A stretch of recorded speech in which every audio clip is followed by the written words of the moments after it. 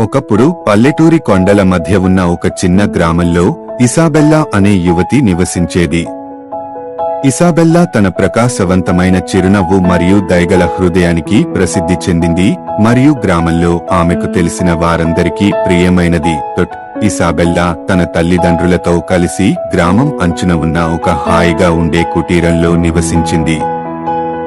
దాని చుట్టూ బంగారు గోధుమ పొలాలు మరియు పచ్చని పచ్చిక భూములు ఉన్నాయి.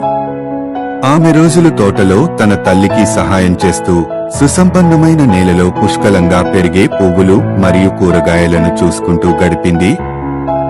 ఇసాబెల్లా తండ్రి గ్రామంలో కమ్మరిగా పనిచేశాడు.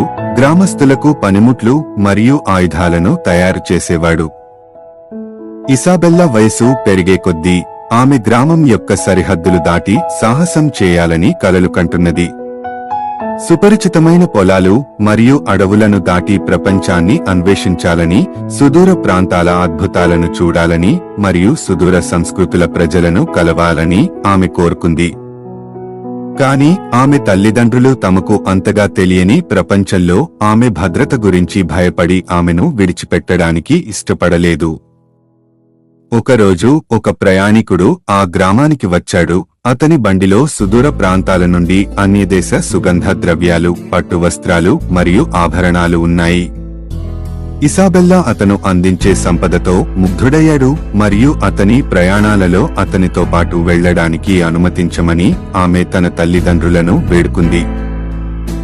చాలా అభ్యర్థన మరియు ఒప్పించిన తరువాత ఆమె తల్లిదండ్రులు పశ్చాత్తాపపడ్డారు మరియు ఇసాబెల్లా తన జీవితాన్ని శాశ్వతంగా మార్చే ప్రయాణానికి వ్యాపారితో బయలుదేరింది. వారు గ్రామీణ ప్రాంతాల గుండా ప్రయాణిస్తున్నప్పుడు ఇసాబెల్లా తన గ్రామం దాటి ప్రపంచంలోని దృశ్యాలు మరియు శబ్దాలను చూసి ఆశ్చర్యపోయింది. ఆమె ఎత్తైన పర్వతాలు మరియు లోతైన అడవులు, మెరిసే నదులు మరియు విశాలమైన ఎడారులను చూసింది. ఆమె అన్ని ఆకారాలు మరియు పరిమాణాల ప్రజలను కలుసుకుంది. ఆమె ఇంతకు ముందెన్నడూ వినని భాషలను మాట్లాడుతుంది మరియు ఆమె ఎప్పుడూ చూడనటువంటి బట్టలు ధరించింది. ఒకరోజు వారు ఒక సందడిగా ఉన్న పట్టణం గుండా వెడుతుండగా వీధుల్లో ఆడుకుంటున్న పిల్లల గుంపును ఇసాబెల్లా గమనించింది.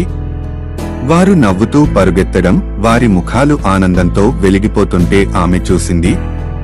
ఆమెలో ఏదో కదిలింది. పిల్లలతో కనెక్ట్ అవ్వాలని